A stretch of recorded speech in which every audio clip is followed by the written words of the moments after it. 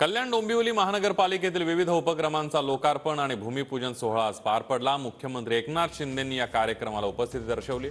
कल्याणच्या आत्रे नाट्यगृहामध्ये हा कार्यक्रम आयोजित करण्यात आला होता। यावेळेला शिंदेंचं मंत्री कपिल पाटील, रवींद्र चव्हाण आणि खासदार श्रीकांत शिंदेंचं कल्याण पश्चिम इथले आमदार विश्वनाथ भोईर सुद्धा उपस्थित होते।